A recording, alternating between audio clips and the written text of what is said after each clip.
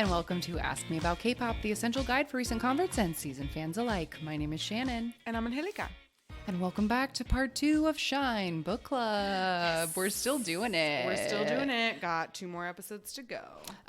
Thanks to everybody who enjoyed the recap last week. I know some of y'all hadn't read it at all, and that's fine. That's exactly what we did it for. And a couple of people in the Discord were like reading really fast to catch up before they listened, and I appreciate that as well. I appreciate the dedication of everyone who spent any amount of money on buying any version of this book and any amount of time to consume the content of this book, whether you listened or read it. Yeah, but I feel like generally it's kind of, I feel like it's like 60-40 loved it, hated it. Like, yes, a lot of people, feel like we didn't really clarify on the show, but I think I put myself in camp, like, liked it just fine.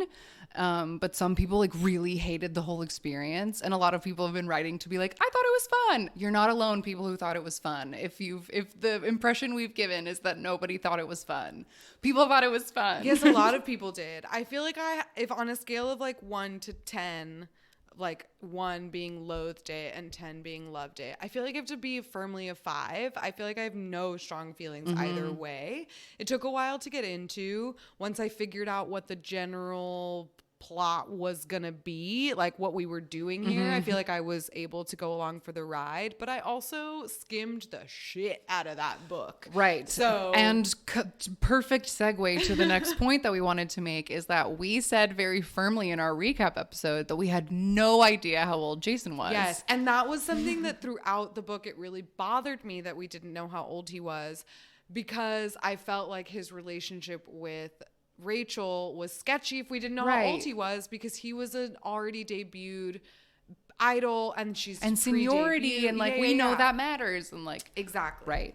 But funnily enough, right after we recorded, I joked in the Discord like we don't know how old Jason is, and one of the listeners was like, "Oh, I'm on the page that says Jason's aunts order wine from 2001 and make a cheeky joke about how the best things are made in 2001, and neither of us caught it on like multiple skims. Even a part in the narration where Rachel clarifies to say, yes, Jason was born in 2001. So we know he must be 19. So to clarify, Jason is 19. So he is legally allowed to drink in Korea. So him being a regular at that tent isn't weird. I still think it's weird he took Rachel there. I mean, it's like, how long has he been able to drink? And he's like become a regular at this place. Whatever. I won't judge.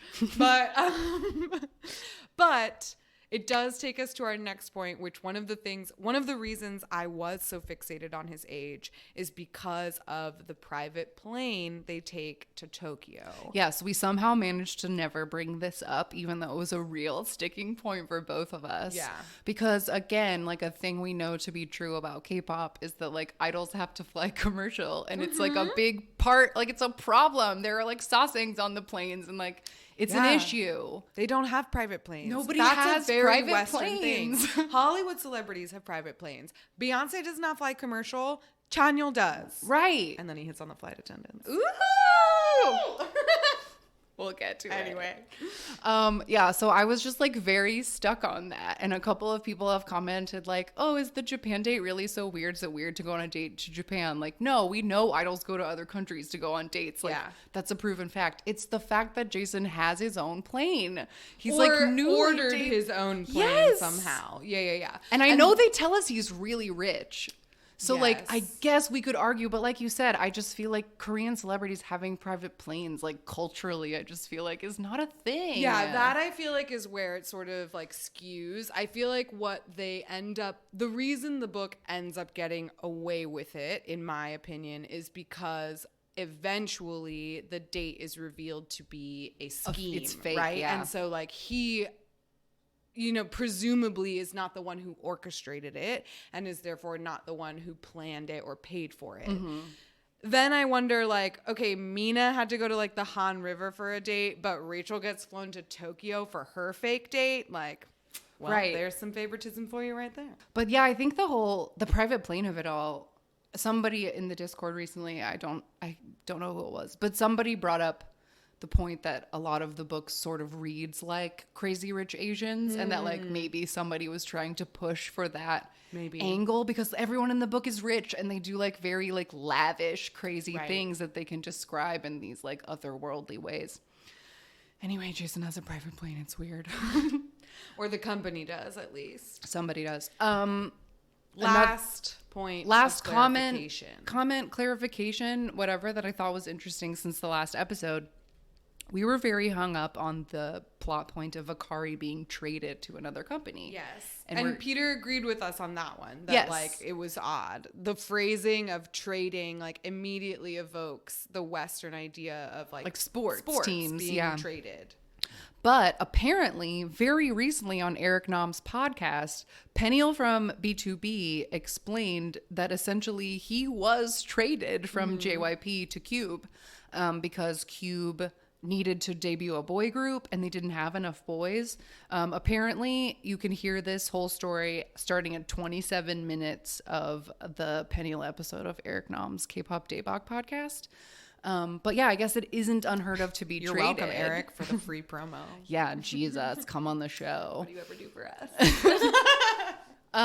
But yeah, I honestly think that if they had, it was truly just like a lot of things in this book, it was just the word choice that perked up my ears, like calling it a trainee house or saying that she was traded. I think if they had said Akari was cut, or Akari went to another company, it wouldn't... Or even Akari signed with another company. It wouldn't have made my brain go, what? Traded? And I think it just sort of leads back to the general... Because it is... We've mentioned it a lot, like this idea of Jessica having a ghostwriter. But that's technically a theory, right? There's no confirmed ghostwriter as far as I know. Right. Jessica is certainly the only author credit on the book. So it's just something that, like, for us as people who know a lot about the way the industry, the K-pop industry works, like, it just brought up our attention as, like, really this was written by someone, like, super in the know. Right. These are not on our vocabulary word list. Are not these go against the vocabulary lists we've already done. Yeah. All right. Well, before we get into today's conversation, we thought that we would try to blend our regular podcast, which is where we are educational, we talk about K-pop, and this book club idea, and use the one thing that this book did try to touch on, which is like double standards and misogyny in K-pop. Yeah. We both agreed that Shine did a very good job of addressing the double standards that female idols deal with in K-pop. And that is a topic that we have wanted to cover in the past, and just sort of shied away from it because it's generally a bummer. But because this is a place where the book shines, we decided to use this book to highlight the truths that are truly in the K-pop industry. However, that being said, we want to warn listeners of the conversation that you are about to hear. We are going to cover some difficult topics. We will get into some specifics about the feminist movement in Korea and how how a variety of injustices have sort of played out, and how some of that can like factor into the sort of attitudes that female idols have to deal with. So be aware that the conversation that the rest of this episode, is serious. For sure. Specific content warning that we will talk about Guhara for a second. We don't dwell on it, and I do warn, so if you want to just skip ahead a few seconds.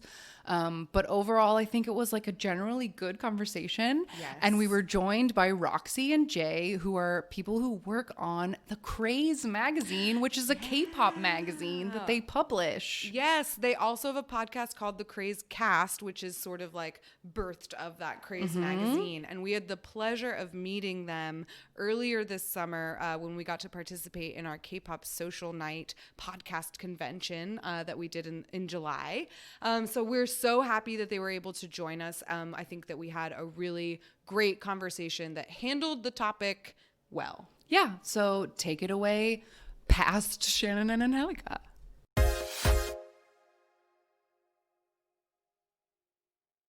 All right, welcome to our next book club guest segment. We are very excited to be joined by two lovely ladies today for our very important discussion. So please welcome to the podcast Jay and Roxy from the Crazecast. Hi, everybody. Thank you for having us. Thank you for being here. Before we get into our discussion today, we just wanted to ask you guys, how did you feel about Shine? How was your reading experience? What'd you think of it? Jay, would you like to go first? So the crazy thing is that I read this basically in a day. It's been a busy work week, but I'm just like, I swear I'm going to sit down. And then all of yesterday, like, I don't know if you guys ever feel this way about, like, when you pick up a book, at first it takes you some time, and then you're like, oh, I'm in it. And I'm like, all I want to do is read. So I read through everything, and I have some thoughts. There's a lot of thoughts. But, I mean, in general, like, it was not bad of a book. Like, I'm just like, it's a pretty decent read, so I'm here for it. Awesome. Did it meet the expectations of whatever you thought it was going to be? For me, I kind of had no expectations. I'm just like, okay, well, basically, like, it's Jessica's book. What does she have to say in general?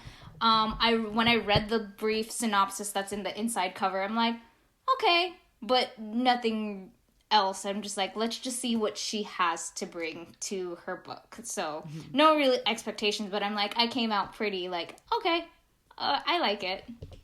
A decent review. Roxy, what'd you think? I could not stop thinking, like, where's the line between, like, the storytelling and, like, her real life experience? So I'm like, who are the people that she's talking about? Who is Jason? Who is Mina? I need to know. Like, I need the tea. So yeah. Were you disappointed that there was not as much tea as we maybe thought there was going to be? I don't know. I thought there was, like, a decent amount of it. I didn't have any expectations going in either, but, like, I think she really highlighted a number of things that, like, are very serious. Yeah, she really did. And that's something, I mean, what a great segue into what we're talking about today. Because that was something that I was really surprised and honestly, like, impressed by. I thought it was handled really well. And that is the misogyny that exists in K-pop, and specifically the double standards of the way that male and female idols are treated, both by the executives and also by the public.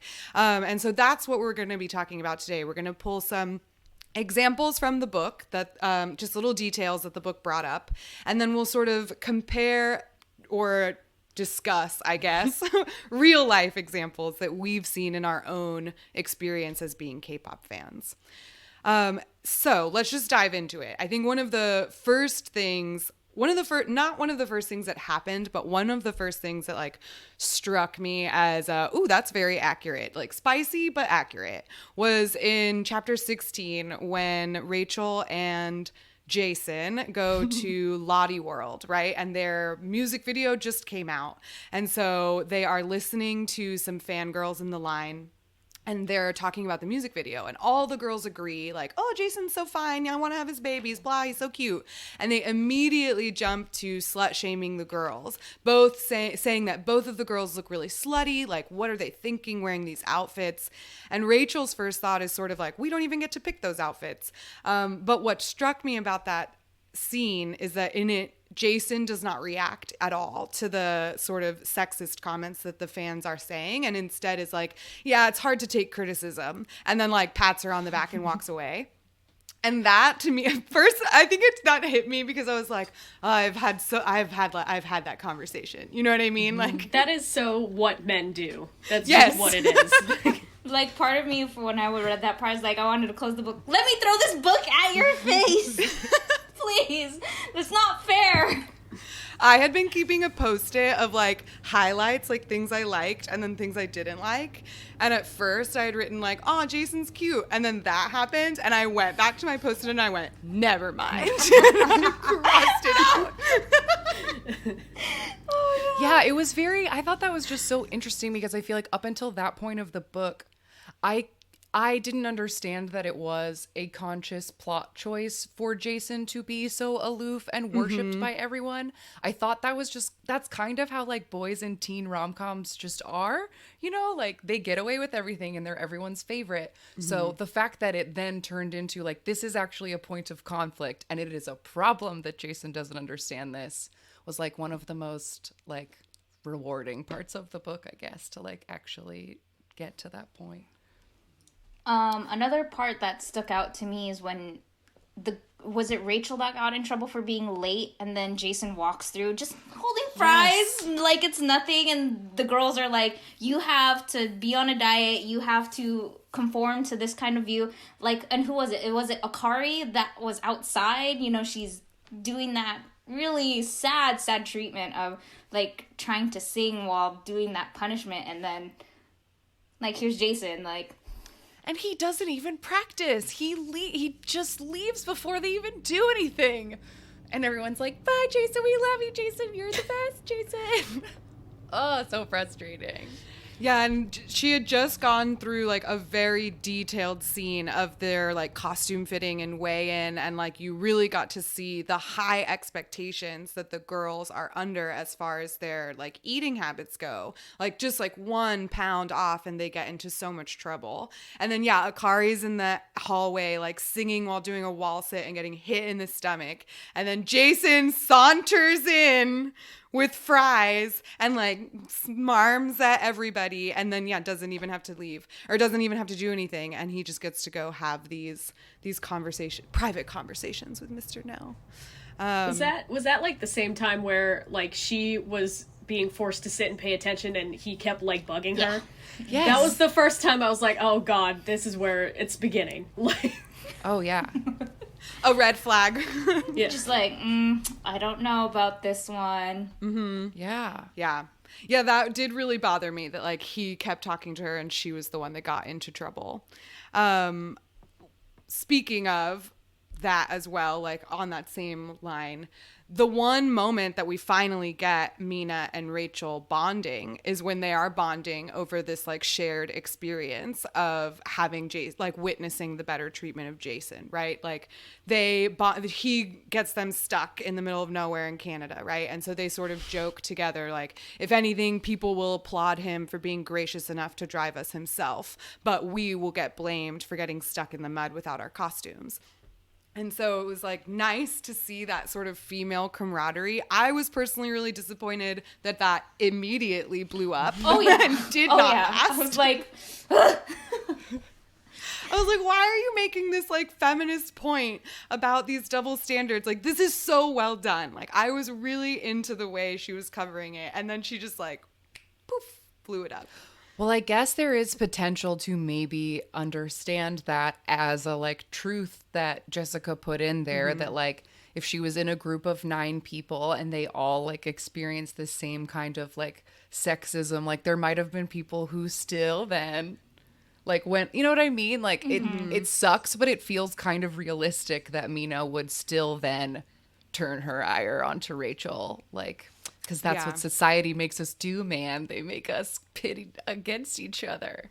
Yeah, and it does bring up the sort of realities of the K-pop world, which are that like these girls are, even if they are on the same team, it is very competitive. And so they do have to compete against one another to make sure they debut. And then once they actually do debut, they're competing against so many other groups. So you kind of have to have like both truths exist, right? Where like the double standards are there, but also women have to compete against other women in order to succeed at all. So there are many different examples that we can think of when we talk about double standards in the real industry. One that I immediately thought of when I was like, just the first thing that came to mind for me were all of the different times that songs or music videos or choreography has been banned. For being too explicit in any way or too suggestive, mostly because it is blatantly obvious that the majority of those banned videos and banned choreographies are female idols or female groups. And you can easily find examples of male idols doing the exact same thing or worse, like more explicit, and being awarded, literally awarded for their performances. What Yeah. are some, oh, go ahead. One that sticks out to me is Brown Eyed Girl's Abracadabra. Like, everybody was like, it's still a great song. Music video was really great, but it still got that negative backlash. It's like, oh, they're too sexy. This is too much. But I'm just like, they're adult women. Like, they're Yes, adults. they were so grown. Like, yeah, like compared to extremely regular grown. idols, they were in their mid 20s at the time. So it's Yeah. just They, like, one or two of them might have already been 30 when they did Abracadabra. Like, Right, they so debuted it's just like- much older. why? Like, come on, they're adults. Yeah, earlier this year we did an episode. We do these episodes where we watch like all the popular stages from a specific year, like 10 years ago. So the 2010 one we did this year had that rainbow song where they did the little shirt lift, but they cut away from the shirt lift and they were wearing like the ugliest safety shorts that like they looked like they had been punished and been given like ugly outfits because like they did not like this choreography and they didn't like their outfits. But in that same episode, multiple second gen boy groups, full chests, nipples, abs out, like on the same episode. Isn't that the same episode where Rain does his infamous love song? No, that where was he, 2009, but like still. Fine, it Rain was the didn't year get in trouble before. for stripping. Yeah. Of course it's Rain though.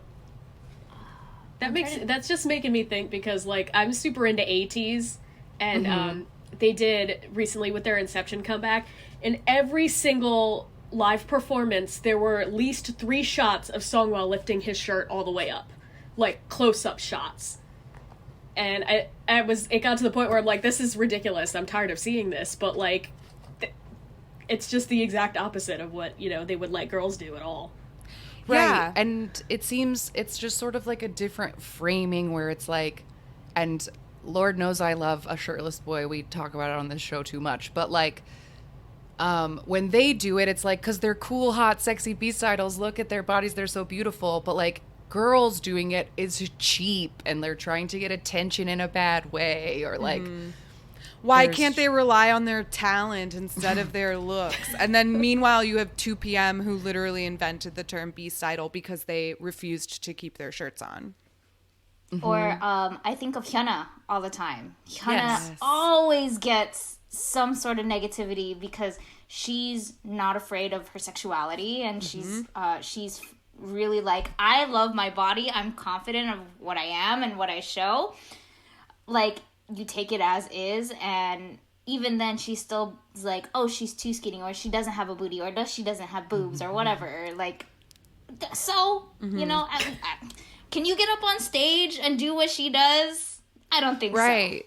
And it's so crazy. We talked about it in the Hyuna episode that like even something as iconic as Bubble Pop, like, you know, one of the biggest YouTube videos of all time, like huge moment, she only got to perform that like 3 times because they banned it from TV because they said it was too sexy. But everyone remembers that song and like it was so popular. I think that comes up on the show a lot where like these like sexy girl concepts get lots of like but also they sell out, like, so people are buying it but they also want to like have a moral outrage about it too, Yeah. and you can't have both. And especially interesting, like being a K-pop fan for, you know, many years, because then you see something like one thing that was on all the band choreography lists was Full Moon by Sunmi. But that is a song that now, like she was not allowed to perform that when she was promoting it.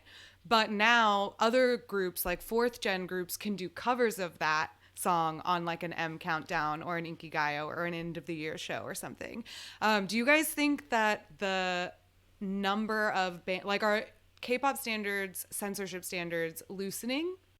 Oh, God. Do we see fewer bands nowadays? Because I'm trying to think of the last thing that was banned, and I feel like I haven't heard of one in a while. I feel like when I pay attention to those Balloon Wanted posts about things getting approved for broadcast, I like always notice them. And I feel like more often than not, people have to change things for lyrics these days. Yeah. I don't see choreography stuff as much, but I also think that like, I don't know, the packaging of K-pop might be changing a little bit, where I feel like in the second gen, like if a group was trying to be sexy, it was a very like overt kind of thing. And like maybe people have just kind of grown into like they can sneak it in different. Like the choreography is way more complicated. So like all those floor humps don't seem as like obvious as when Rain just did it for 3 whole minutes. Right. I don't know. Just like thinking. I'm not sure though. I want to say choreography wise, just because I know a couple of people who do choreograph. Like I'm not close to them, but I know that they've done work.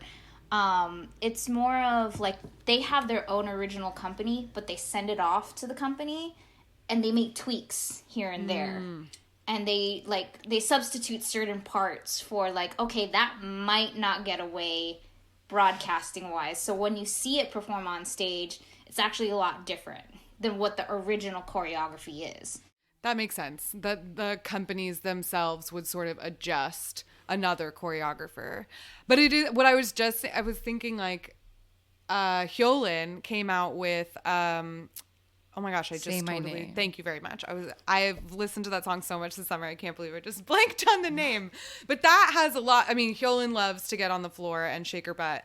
And that one has like specific twerking right in the chorus. And it was allowed for everyone. Like the only thing Hyolyn ever gets is she has to cover her tattoos. But yeah, maybe it's getting looser. Maybe it has something to do with concepts sort of blending, right? And people aren't as like beast idol, girl crush, fairy idol anymore. It's a lot more flowy now. And I feel like you can see a lot more female artists, their things are getting shorter, like their shorts are getting shorter, and they're still safety shorts, but now it's not as noticeable. Like it still covers the necessary parts and everything, but like I feel like these Yes. like, back then it used to like you would see the safety shorts. Now it's just like now it's short. Like I was saying earlier, I feel like back in the day, sometimes those like safety shorts or the tattoo cover-ups like felt like a punishment. Like they purposefully, like when I remember in middle school, if your shorts were too short, like the like t-shirt they would give you if you broke dress code at school or whatever. And that's what the safety shorts of the old days, or like the way they used to cover Hyolyn's tattoo with like a giant medical Band-Aid and tape so that it like looked all gross. Like it feels like it's punishing. Like, oh, you want to try to break the rules? Well, we're going to make sure you look gross. It's weird. But yeah, I noticed I was watching Can't Stop Me performances yesterday and they made Momo put shorts under her little onesie because it's just a little... It's I like was a just bathing thinking shorts. of Momo's onesie. I was like, that is cheeky. Well, there's shorts under it now, so... There you go. It still Um, exists. The irony there to me though is like it's not even their choice. Like they're forced to wear these things, so why are they getting punished for it when somebody Right. in the company decided that like this is what you're gonna do? Yes, and that's something that Jessica actually did a good job, I think, of bringing up multiple times in the book. Not only when Rachel is thinking like, "What? We didn't even get to choose those outfits," but also then I think one of the best examples of the double standards and misogyny in K-pop is the whole Kang Jina story, right? Because Kang Jina is the like star of Electric Kiss or Electric Flower. Electric Kiss is an EXO song. Electric Flower.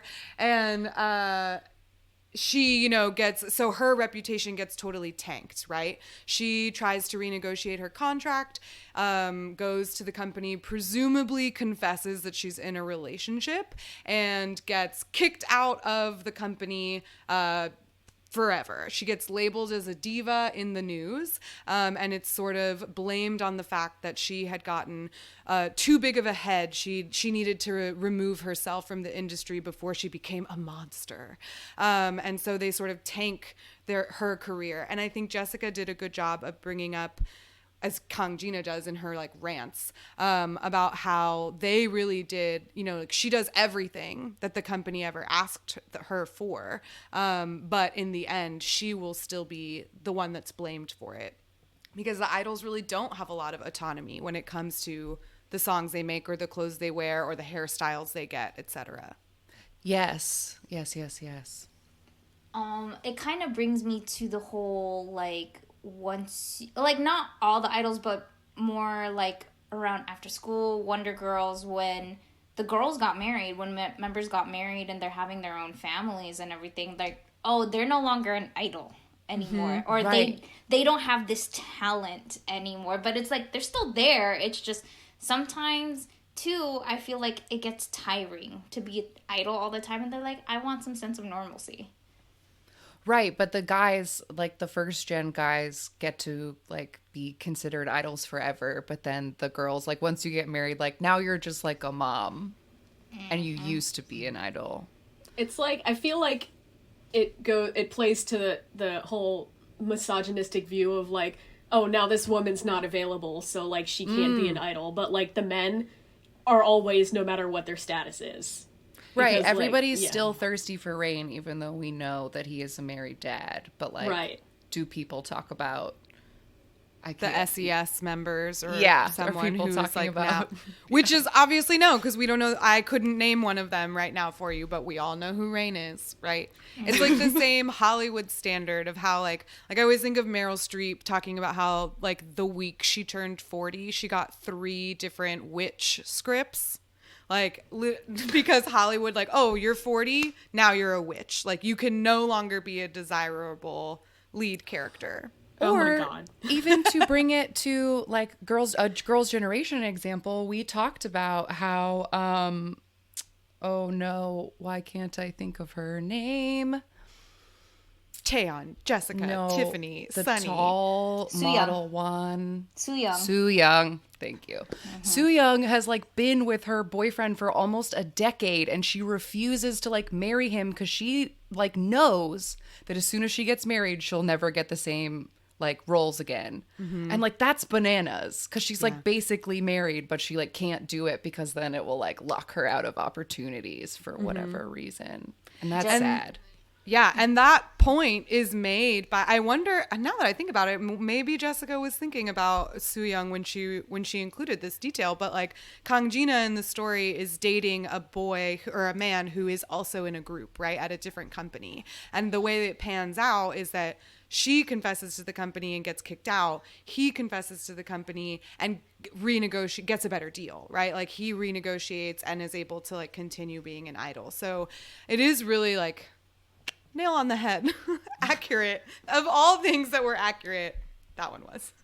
And then Yeah. also thinking about just Jessica herself, because she was in a relationship. Right. And it was one of those factors or rumored factors as to why she left the group too. Right. We'll have more discussions about this, I think, next week about who we think people are, but it is the stance of Angelica and I that Kang Jina is Jessica. If anybody in the book is Jessica, Kang Jina is Jessica, because it feels like it makes the most sense to me, because Jessica like had a fashion line and had a boyfriend and was doing her own things. And the story that was given when she was kicked out is like Jessica wasn't interested in Girls' Generation anymore. She had her own things going on. Yeah. So we just decided to part ways and she'll be fine. But obviously, I think she still has a lot of anger around that, as somebody might. Perhaps a little bitterness left over. I'm like, if she makes a sequel, I want to know what's gonna be Rachel's story as she's in the group now, and what kind of little things are gonna come out through that way. I feel like that's gonna be like Girls' Generation T. That's what Yes. I want. I want it so bad. Jessica said herself on Good Morning America this week that the next book will probably have more like she'll Real be able to life. say more about the girl group experience. And I think that was my only like disappointment with this book, is because the teaser chapter of that fake out interview made me think it would be a book about a girl in a girl group, but it was a book about a trainee who wasn't in a girl group. And so I was like, you got me too early. Yeah, I thought it was going to be a girl who had just debuted. And I get why, like, especially if you're trying to grab an audience who is not familiar with K-pop, like you might want to start as a trainee to like get the backstory. But yeah, I was a little disappointed in that too. But it does bring up the idea of like, I think one of the biggest like double standards of K-pop is just the idol reputations, right? Like, because I remember before I even knew anything about Girls' Generation, I feel like the general understanding that I had gathered from the ether about Jessica leaving was that she left because she had a boyfriend and she wanted to go be with her boyfriend in New York instead. And so it like was already like just sort of the residual like blame was that like, oh, well, she like was disloyal to the group. She lost interest. Like she got a boyfriend and then everything changed. And I think right now we're seeing this sort of not the exact same thing, but a repeat of what happens to idol, or what can happen to idol reputations with Irene right now, and what's going on with this bullying, quote unquote, bullying scandal that happened recently with Irene. Yeah, I think this is one of the biggest examples of the misogyny and double standards in K-pop, and this is coming from the fan public perception angle of it, and that is just like what female celebrities are allowed to be. And that the things that they get in trouble for, or the things that people hate them for, is like, she doesn't smile, I perceive her to have a bad attitude, or like, you know, the things that like just women existing get them in trouble. And it takes like literal criminal charges to get like boys in trouble, and even then people are like, but I mean, yeah, I was gonna say that. Like, Seungri, there's still, like, a huge faction of people that support him, even though he, like, straight up ran a prostitution ring. Like, they can do no wrong. But yeah, like Jenny has a bitch face and, like, meh. Right. Or Jessica's sister, Crystal. Crystal also got a lot. She's the ice princess, so she's, like, she just has that type of face where she's just like, I'm unbothered. Mm-hmm. But that's like so many like weird non-scandals have been started where it's like the end stage at M Countdown where everybody's waiting and somebody's not smiling. I always knew she was a bitch. Like, it's very, and like, no, I don't know. I don't know if I should bring up something like way too serious or not. I don't know how, like, what kind of conversation we're having here. Bring it up and let's see if we want to talk about it. We can always edit it out. Okay. Exactly. It's like, there's the edit button. It works too. Okay. Content warning for physical abuse and suicide. But one of the worst examples of this I've ever seen was when Kuhara's boyfriend broke into her home, pulled her out of her bed, and beat the shit out of her. And then the public found a video of her on Radio Star getting razzed by the host and getting frustrated and tossing an empty water bottle down. And they used that as proof of she is a violent, angry person and she deserved everything that happened to her. And like, I can't even, it like makes me sick. I'm like shaking. Sorry. I know that's like so serious, but like that's how far it goes from like she didn't smile to then when that person is then victimized, it's like, well, she wasn't nice. Yeah, and that's that particular instance. So I did a little bit of research into like the history of feminism in South Korea because I really didn't know that much about it. And it is different from the feminist movement here in the United States, mostly because the feminist movement in South Korea really got going in the 80s, in the 1980s, and it started as a labor movement because women made up most of the workforce. So their focus has been less on equality and more on human rights and like labor conditions. So they have kind of a different like motivation than some of the more Western feminist ideals do. But one thing that happened kind of recently, like with the whole, they had their own Me Too movement in South Korea. And part of it was the Molca, like hidden cameras. Yes. And there was an example. So one thing that really sparked a lot of the Molca protests is that right before all those things happened, there was a woman who, she was a student, and she posted online a photo of a male student who was he was an art model, like in an art class. And so he was a nude model in an art class. And the story is, and I've read it from a few different accounts, but this is the story. The story is that this male art student was this male model would leave class nude and like walk around, and many female students complained that he made them uncomfortable because he would just walk around naked. Yeah. So this female art student took a photo of him walking around naked and posted it online and said, what, like, this guy keeps doing this to us, like, put some freaking clothes on. And she got taken to court for the voyeurism laws, under the voyeurism laws. And because of the testimony of the guy who got photographed, she not only had to pay a fine, she had to make a public apology and was jailed for 10 months under the same voyeurism laws that the courts did not use to apply to, or did not apply to the Molka cases. And so that's when the women of Korea took to the streets. Over 360,000 women protested against these Molka camps because the laws that were supposed to protect them were actually being used to put a woman in jail. So the Guhara reaction is a really good example of the sort of it's like a microcosm of the sort of struggle for women's rights that is happening in South Korea right now. It's wild. I wish you could all see our faces. Our eyes were so wide while she was telling that story. I'm just like so shook just to hear all of that. Oh my God. Yeah, it's crazy. I was this is getting a little bit into a tangent, but like because of the sort of extremism of the gender violence that's happening in South Korea right now, the like current feminist movement is super, super radical. And they have this movement of like, it's called taking off the corset. And so it's an explicit rejection of all beauty expectations, from makeup, long hair, like clothes, high heels. Even some women go so far as to like completely rejecting heterosexual relationships, motherhood, and marriage as well, because they are like taking off the corset and shucking patriarchy all together.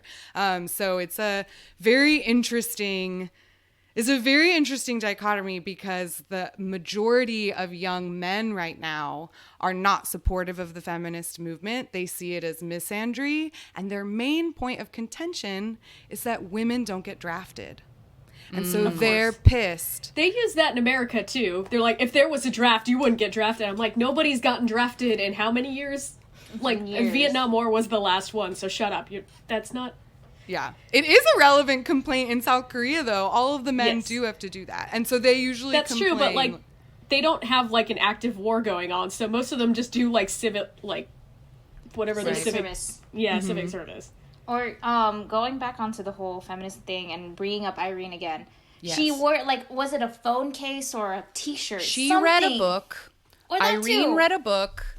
Joy had a phone case. Nayeon had a phone case. Sully wore t-shirts, but, like, there was a book it's like a woman's name in a year. I'll insert it in post, but it's just like it's a very popular Korean novel about like a woman who just like sort of realizes that she's incredibly unsatisfied with like the like, you know, stereotypical like mother wife role that was forced on her. And it's like 2-hour Western standards, extremely innocuous, but like it pissed people off.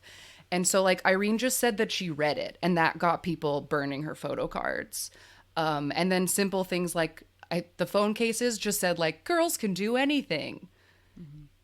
Burn them. Like, that's all they had to say was, like, girls can do anything. And, like, I think it also is kind of a weird thing you were saying, Angelica, that the, like, feminist movement is very radical, that I think... It's unfortunate that then something as simple as girls can do anything gets like lumped in with like there's a ton of room in between those two things, but that they all get encompassed as like, no, this is all bad. Any kind of propping up of women is actually evil. It sucks so much. Yeah, there's a lot of connotations to the word feminism or feminist that like a lot of women, and I think especially idols, they cannot attach themselves to that word because of what it has come to mean in the like current, you know, landscape of South Korea. It's very, very strange, or not strange, but it's very interesting. But yeah, it will be interesting to see how this Irene thing pans out as well, because I know that there have been some calls that like she needs to leave the group. But despite the fact that she has publicly apologized, she also privately apologized, and the person who initially brought out the complaint made a statement that they were satisfied with the apology and like ready to sweep it under the rug. But of course, the sort of fervor of it is like, it's really escalated. Well, people these days too are very frustrated, so they take it out on stuff like this, especially. Yeah, this year has kind of felt particularly aggro in all things because everybody's stuck inside and nobody got to have a regular year, and I think people have a lot more frustrations than they usually do. Yeah. But yeah, it's just so interesting because it just feels like the immediate announcement of ESPA or however you're saying it. It just feels, it gave me such terrible flashbacks to when Sully got kicked out of FX because the exact same thing happened where it was like, but Sully's crime was dating somebody who was older than her. But like, as soon as she left the group, they like pushed out Red Velvet, even though they hadn't even finished picking members, just to like create a distraction. I am certain that's what's happening here. I am 100% convinced this is a PR stunt, and they know it'll work because attention spans are not very They long, sure so. are. They're very little these days, aren't they? Especially the way that they're pushing just one member at a time, right? Like almost like in the same Red Velvet way. Maybe they haven't picked the final lineup yet. I mean, half of it is AI, half of them are real that's members true. anyway. So exciting. it'll be interesting to see how they do that. I had to read the description of that group several times before I understood that the other 4 members are avatars of the real members and not. But they like, look really separately. cartoony. Yes, I they was do. very They don't happy look to see that they realistic. didn't look real. I was gonna freak out if they looked like the VTubers that like look real, but they don't, so it's okay. I mean, I wouldn't put it past them to do it eventually, though. Yeah, they'll be like upgrade with new comebacks. They'll upgrade the skins of the AI girls until they get more realistic. You have KDA out there. You have KDA doing that already with augmented True. reality. So it's just like, we'll see. And aren't they making like a VR like hotel or something? I heard about that. Yeah. If the SM I Hotel ever comes true, they've been saying they were going to make that for years and years. But I think since they lost COEX and have nowhere to put the theater and the museum, they might actually do it. But it's all apparently supposed to move. Like everything that was at COEX is supposed to be like at a hotel out in the country, and like all the rooms will be like themed, and then there will be like there was at the museum and had like screens of like they'll come in your mirror and like welcome you or whatever the F. Yeah. I wonder if it'll be like, like virtual reality, like you get to put on your goggles and like have coffee with Suho or something. And then like he has like a video of him like, hello, how was your day? Like Westworld, but with Oh my God. Yes, that's where it's going. Oh no, we've seen how that pans out. Okay, let's get back on track. Anyway, more thoughts about double standards in K-pop. I think from like a personal standpoint, we talk about it on our show a lot, but like I am a boy crazy. I am just so very boy crazy. I always have been. I can't help it. I love boy groups, but like the treatment of girl groups has always been something that I've been very aware of. And it's a bummer that we have to make it a like conscious choice, but we make a conscious choice on this podcast to like lift up little girl groups and like try, because I think that they just have so much stacked against them, and the boys get a million chances where I feel like the girls start with like, I feel like girl groups debut with like all their chances already taken. You know what I mean? Like they just can't win, and you have to have such a specific personality, I think, to like the people. Like Sully was always like not scared of it, and like Hwasa doesn't seem scared of it with her like bralessness, but like that's like 2 people out of like hundreds and hundreds.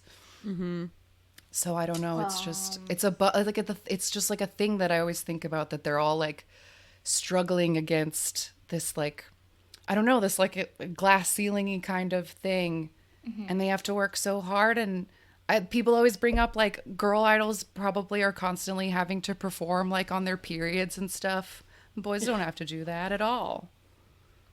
It kind of brings me to like thinking about, I mean, granted, it happens for boy groups too, but with girl groups, if you're not at a certain concept, if you're not doing what's trendy right now, there's no chance of you ever getting to that platform when you know that, oh, we are popular. Unless, and if you go to outside of the box, it's just negative reactions to it. And then so it's like, where's the in between? And then when you're facing off with 10 other girl groups or soloists who are doing the same exact thing that you are, what happens then? Yeah, you have to be trendy, but you also have to be a cut above the rest, and you only get one shot.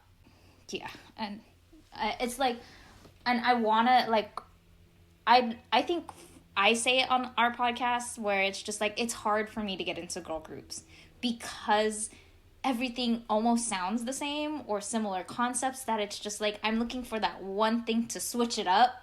So I'm like, oh, I'm into you.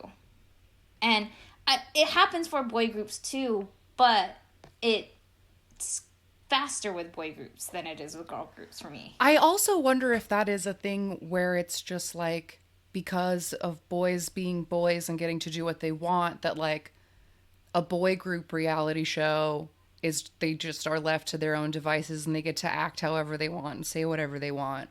Whereas I feel like girl group content is like heavily edited, or they just like have to, like, I don't know, it just the whole vibe of it is different, where I feel like they're not allowed, because they're not allowed to like be seen as being rude or be seen as whatever. Like, for example, a thing that got brought up as a point of Irene is probably a bully was like a video where she almost pushes Joy in a pool. And I can think of thousands of boy groups who have pushed each other into pools. It's like all they do, and nobody would ever say that like that's because they're bullies.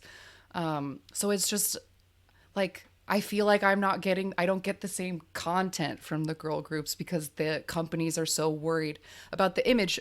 A quote from the book, Kang Jina said, "They will never shell out money for a female star who is anything less than perfect."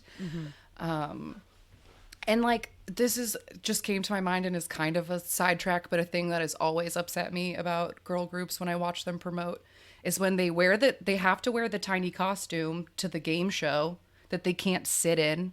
So then they are given modesty blankets from the crew to like sit with a blanket on their lap. And it's like, I don't understand why you would be sent to like go on a game show in a skirt you can't sit in.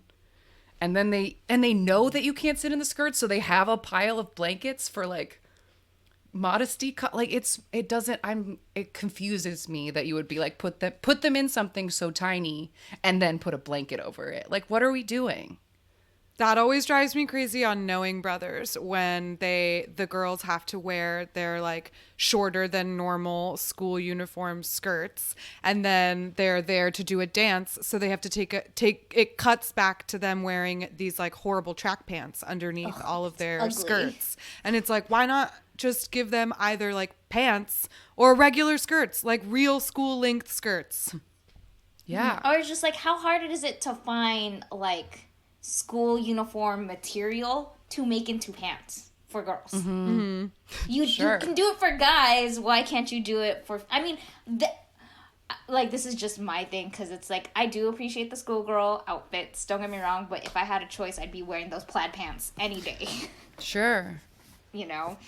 But going back to even shows like Knowing Bros, more often Radio Star. Is Radio Star the one with... That's the one where the hosts are usually like mean and stupid and like rile like, stuff up badly. I don't understand how Radio Star lasts. It's still going on, I believe, right? How yes, it lasted is. so long.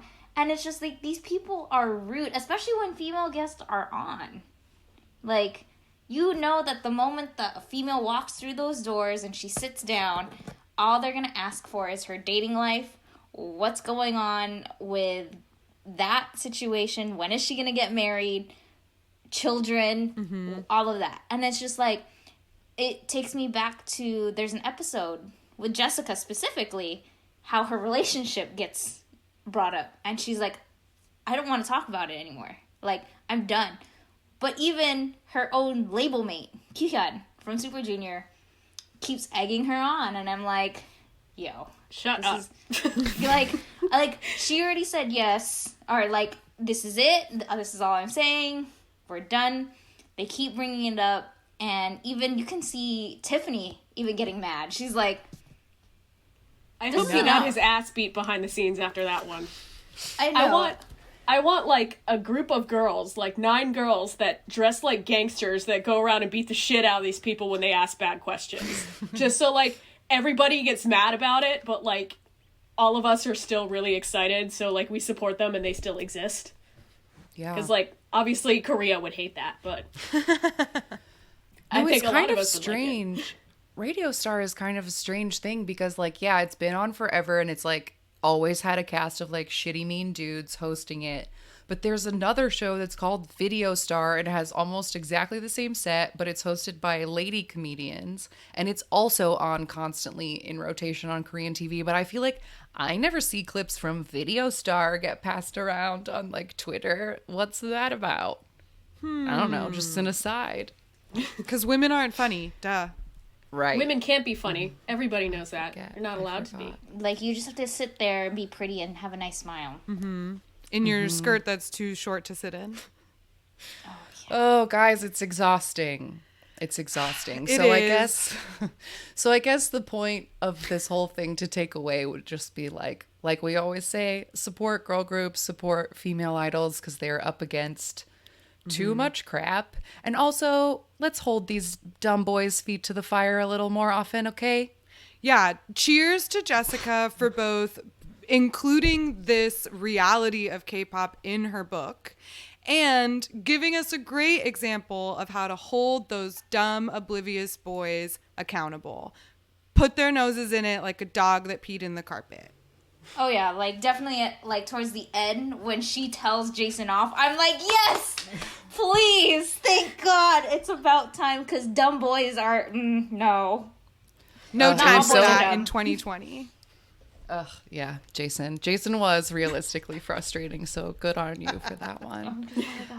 Well, thank you so much for joining us today, ladies. Would you like to tell our listeners about your podcast and your magazine and where to find you? Yeah, so our podcast, The Craze Cast, we are still pretty new. We started earlier this year, but we're on all major streaming platforms. And we usually like to talk about, previous things that we've published in print articles or anything that's on our website, and sort of give a perspective of what it's like to be not just a fan, but somebody that's, working as, a journalist almost. Having a different sort of set of eyes on things because, we've all been in this for a little bit too long. So we see patterns. Yeah. And where can we find you guys online? Where can we find all of the lovely work that you do? Yeah, so our website, crazemagazine.com, has all of our stuff, links to our podcast. All of our social media is at Craze Magazine, Facebook, Twitter, Instagram, all of that good stuff. And that's spelled Kraze, yes? Yes. Perfect. Amazing. Thank Well, you thank you so again much for for being being here, giving us some time out of your weekend. We'll have to have you guys back for a more lighthearted topic next time. Thank you for having us. Thank you for letting us come on the podcast.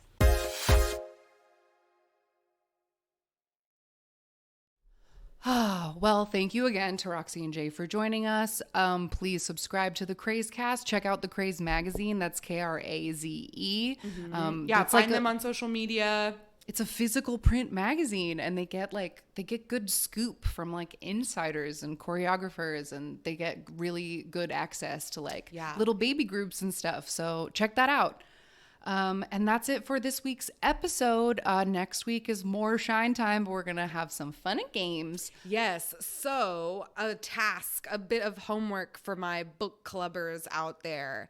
If you would like to send us some of your favorite Shine insults. Next week, we are going to lighten the mood. We're going to have some fun and games, and we want to know a few things. Number one, what are the kernels of truth that you think are in Shine? What little details, no matter how small, are you like, yes, I will bet money this is for real, true, absolute fact? Number two, I want to know what your favorite insults are. We talked about it. Everybody's super So mean. needlessly mean in this book. Mean. And they like just throw random shade. And like it is specific and it is weird. So pull out your favorite insult, send it to us. We're going to have a try not to laugh insult edition. And is there a third Yes, thing? the third thing is if there are any particular awkward paragraphs or like long run-on sentences. We've gotten a few emailed that are great because I want to play Shine Mad Libs. Yeah. I think it would be very fun. It'll be super fun to play Shine Mad Libs. We're going to just like delete random adjectives and nouns and have a good time. So now we get to clown on the book and have a good fun time for the rest of And the also month. really dig into the tea, which a lot of y'all have been doing, and I'm so excited to talk about some of your theories that we've already been made aware of. So And there's send it a in. lot of great, I love the like discourse that's on our Discord right now. We do have a Shine Book Club channel on it. So like if you are interested in chatting with people or you have If you an can't idea wait that- till next week. or like if you're hearing a take of ours that you disagree with, take it to the Discord. A lot of people are having a really interesting debate of like, some people think there was no tea in the book and some people are like, this book is scalding. And it's really fascinating to see the two This is sides of it. exactly what I wanted. Y'all are making me really proud. This is what I wanted when we said we would do a book club. So thank you for chatting with each other and with us. Yeah. And we'll keep having fun. If you were to send all of those things, I would love to get content for this specifically emailed amakpoppod@gmail.com just It's so we can easier keep for track us of to it. keep track of that shit. Like we said, there's conversation happening in our Discord, which is linked on our link tree, which is on all of our social media, which is at AMAKPodPod. We have a phone number and we haven't gotten a voicemail in forever. If you guys want to leave a voicemail about book club, I would really like to play a book club voicemail. So that would be fun. 1-81-AMA-Kpop5 for We those. also have a P.O. Box, AMA K-Pop Pod, P.O. Box 26096, Los Angeles, California, 90026. Great. All right. Well, stay safe and sane this week, and we will see you guys next week. Goodbye. Bye-bye. Jonghyun, you're our inspiration.